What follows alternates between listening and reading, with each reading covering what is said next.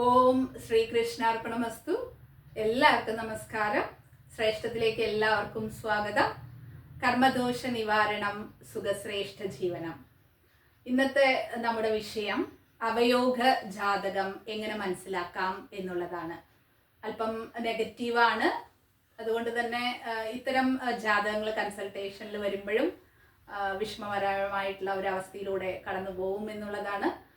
പക്ഷെ ഈ ജ്യോതിഷം എന്നുള്ള ഈ ശാസ്ത്രം ശരിയായ രീതിയിൽ നാം മനസ്സിലാക്കുമ്പോൾ എന്തായിരിക്കും അതിനുള്ള കാരണം, എന്താണ് ഇത്തരം അവയോഗ ജാതകം അങ്ങനെ ഇതുപോലെയുള്ള ഗ്രഹനിലകൾ വരാനായിട്ടുള്ള കാരണങ്ങൾ എന്തുകൊണ്ടാണ്?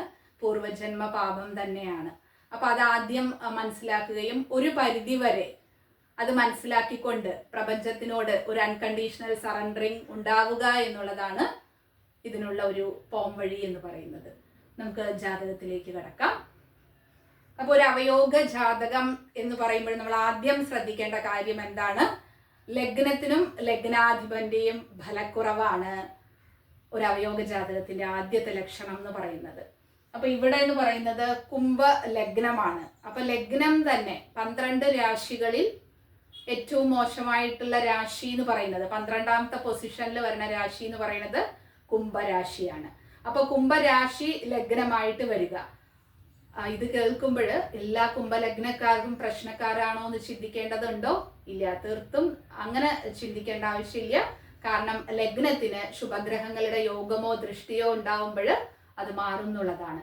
അതുപോലെ തന്നെ ലഗ്നാധിപനായിട്ടുള്ള ശനിയുടെ അവസ്ഥയും നോക്കണം. അപ്പൊ ഏത് ലഗ്നമാണെങ്കിലും ആ ലഗ്നത്തിന്റെയും അധിപന്റെയും സ്ട്രെങ്തൻ എത്രയുണ്ട് എന്ന് മനസ്സിലാക്കുമ്പോഴാണ് ആ ജാതകം മുന്നോട്ട് പോകുമ്പോൾ നല്ല പ്രോഗ്രസ് ഉണ്ടാവുന്ന ജാതകമാണോ അതോ സ്ട്രഗിൾസിലൂടെ മുന്നോട്ട് പോവേണ്ടതാണോ എന്നുള്ളത് മനസ്സിലാക്കാനായിട്ട് സാധിക്കുക. അപ്പൊ ഇവിടെ കുംഭ ലഗ്നമാണ്. ലഗ്നാധിപനായിട്ടുള്ള ശനി ദിഗ്ബലം ചെയ്ത് നിൽക്കുന്നുണ്ട് എങ്കിലും ചിങ്ങം രാശിയിലാണ്.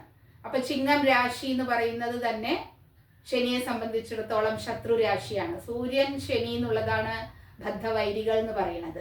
അപ്പൊ തീർത്തും ശനിക്ക് ഇരിക്കാനായിട്ട് ഇഷ്ടമില്ലാത്ത ഒരു സ്ഥലമാണ് ചിങ്ങം രാശി. അപ്പൊ ആ ചിങ്ങത്തിൽ നിന്നുള്ള ശനിയുടെ ദൃഷ്ടി എന്ന് പറയുന്നത് എങ്ങനെയായിരിക്കും? വളരെ മോശമായിരിക്കും. അപ്പൊ അത് ഇങ്ങോട്ടേക്ക് തന്നെ നോക്കുന്നുണ്ട്. പൂർണ്ണ ദൃഷ്ടി ലഗ്നത്തിലേക്കും വരുന്നുണ്ട്. അപ്പൊ ലഗ്നാധിപൻ എന്ന് പറയുന്നത് ശനിയുടെ പാപത്വത്തിന്റെ ആധിക്യം കൂടുതലാണ്. അപ്പൊ എന്തുകൊണ്ടാണ് നമ്മൾ ശനിയെ ഇത്രത്തോളം ഭയപ്പെടുന്നത്? ശനി എന്നുള്ള ഗ്രഹത്തിന് തരാൻ കഴിയുന്ന കാര്യങ്ങൾ എന്തൊക്കെയാണ്? നല്ല കർമ്മം പറയുന്നത് ശനിയുടെ കാരകത്വമാണ്. മരണകാരകനും ശനിയാണ്. അപ്പൊ ഈ ശനിയുടെ കാരകത്വമാണ് മരണം, കർമ്മം എന്നുള്ളത്.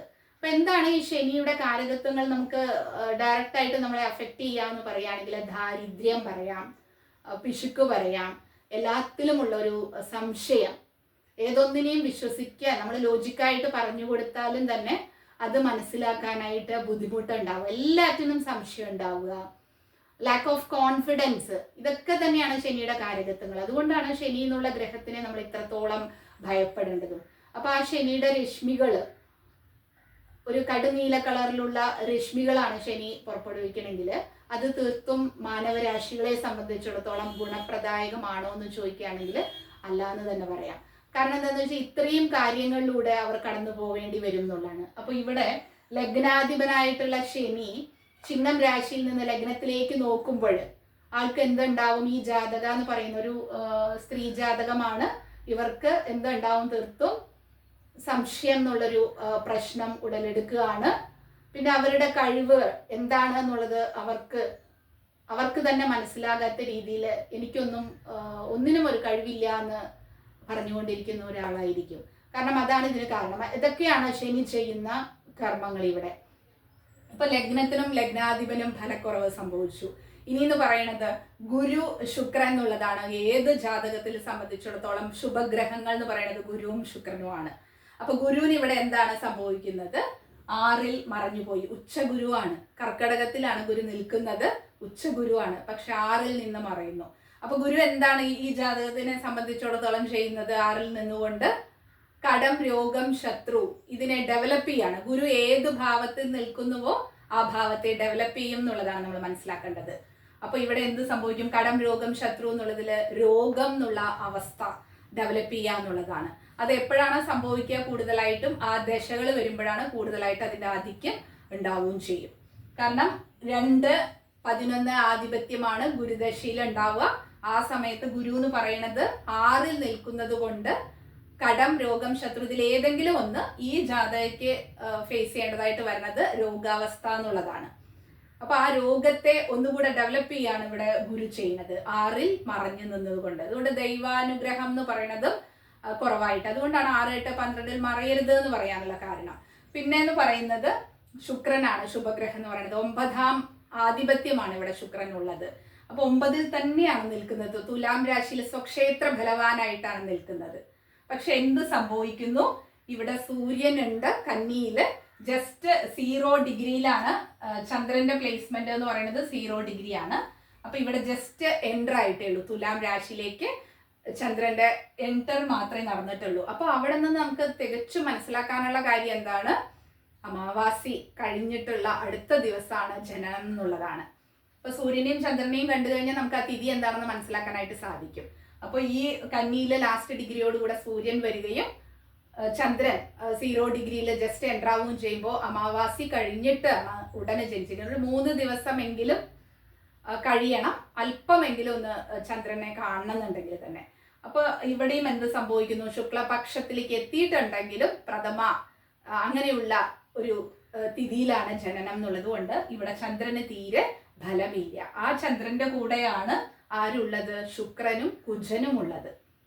അപ്പൊ ഈ ഭാവം തന്നെ 9ാം ഭാവം പിതാവ് എന്നുള്ളതും ഭാഗ്യം എന്നുള്ള ഭാവവും മോശമായിട്ട് പോവാണ്.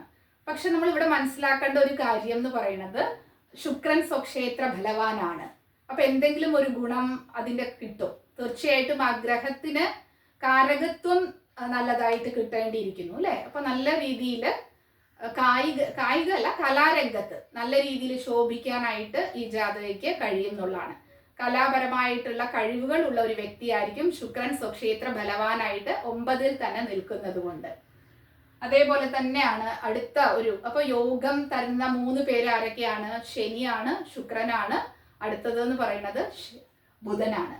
ബുധനെ നോക്കുകയാണെങ്കിലും ഇവിടെ സ്വക്ഷേത്ര ബലവാനാണ്, ഉച്ചക്ഷേത്ര ബലവാനാണ്. ബുധൻ അതീവ ഫലവാനായിട്ടാണ് ഇവിടെ നിൽക്കുന്നത്. പക്ഷെ 5, 8 ആധിപത്യമാണ്, കുംഭലഗ്നമാണ്. അപ്പൊ 5ന്റെയും 8ന്റെയും ആധിപത്യം ആര് കൊടുക്കും?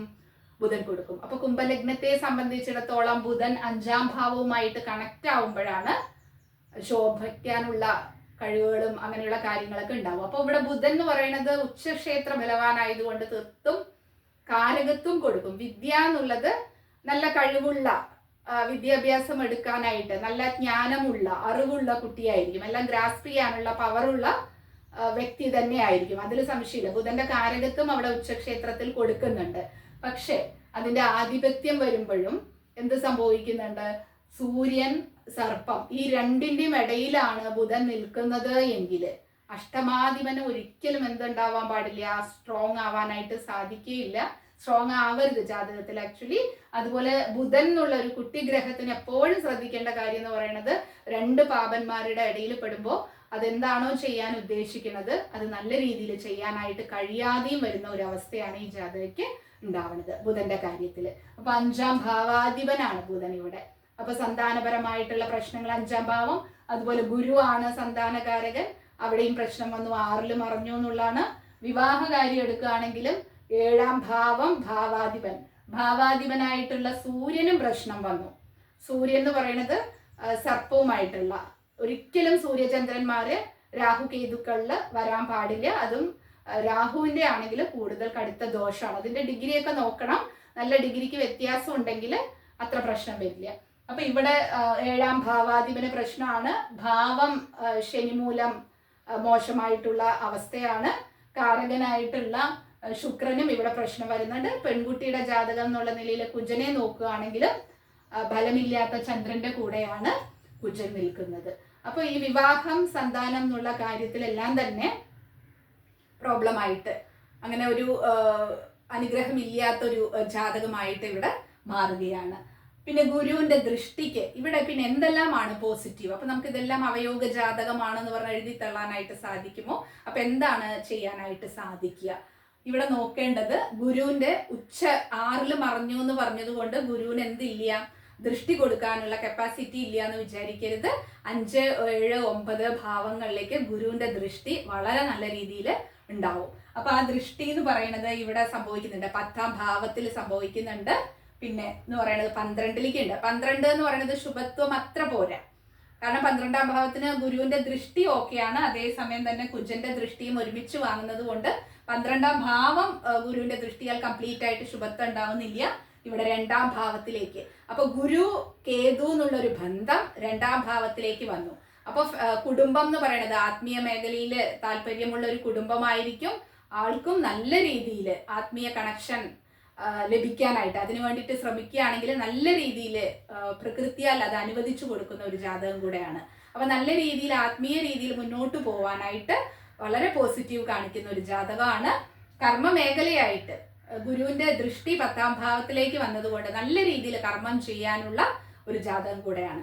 അപ്പൊ ഈ ഒരു 2 കാര്യം നല്ല പോസിറ്റീവായിട്ടുള്ള ഒരു ജാതകം ആയതുകൊണ്ട് ഇതിൽ ഫോക്കസ് ചെയ്യാന്നുള്ളതാണ്.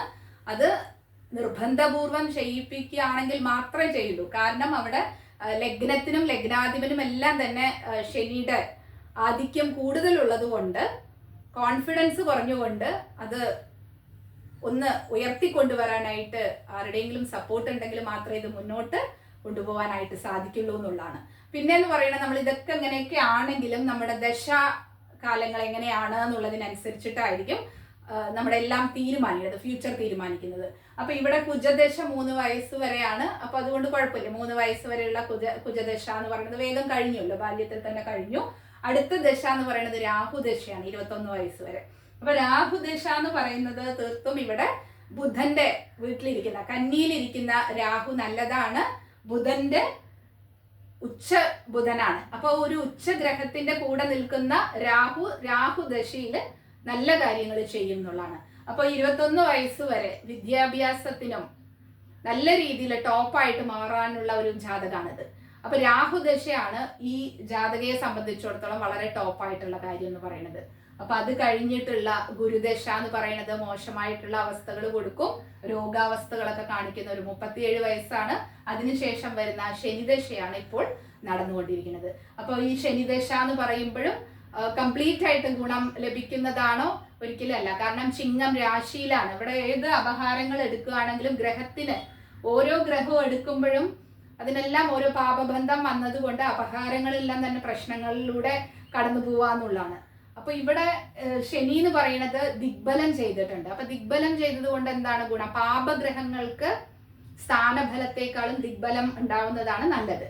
അപ്പൊ 7ല് ശനി നിൽക്കുന്നത് കൊണ്ട് 7ാം ഭാവത്തിലാണ് എന്നുള്ളത് കൊണ്ട് എന്താണ് ഒരു ഗുണം എന്ന് വിചാരിക്കുകയാണെങ്കിൽ ആള് സമ്പാദിക്കാതെ തന്നെ കഷ്ടപ്പെടാതെ തന്നെ അവരുടെ ആഗ്രഹങ്ങളും കാര്യങ്ങളും ശരീരത്തിന് ആവശ്യമായിട്ടുള്ള കാര്യങ്ങൾ, അതായത് ഭക്ഷണം, വസ്ത്രം, പാർപ്പിടം തുടങ്ങിയിട്ടുള്ള പ്രാഥമിക ആവശ്യങ്ങൾ പ്രകൃതിയാൽ അവർക്ക് ഉണ്ടാവുന്നുള്ളതാണ്. അപ്പൊ അങ്ങനെയുള്ള ഒരു കാര്യത്തിൽ ഒരിക്കലും ജീവിതത്തിൽ ബുദ്ധിമുട്ടുണ്ടാവില്ല. ലഗ്നാധിപനും കൂടെയാണ് 7 എന്നുള്ളതിൽ ദിഗ്ബലം ചെയ്ത് നിൽക്കുന്നത് കൊണ്ട് ആ ഒരു ഗുണമാണ് ഈ ജാതകത്തിൽ പോസിറ്റീവായിട്ട് ഉണ്ടാവുക. അപ്പൊ എന്താണ് ചെയ്യേണ്ടത്? നല്ല രീതിയിൽ ആത്മീയ കാര്യങ്ങളിൽ ഇടപെടുകയും അതിന് എത്രത്തോളം ആ ഒരു ജ്ഞാനം സമ്പാദിക്കാനായിട്ട്, കാരണം 2ല് നല്ല ആ ഒരു വിദ്യ എന്നാണെങ്കിലും ആത്മീയ കാര്യങ്ങളിൽ നന്നായിട്ട് കണക്ഷൻ കിട്ടുന്ന ഒരു ജാതകമാണ്.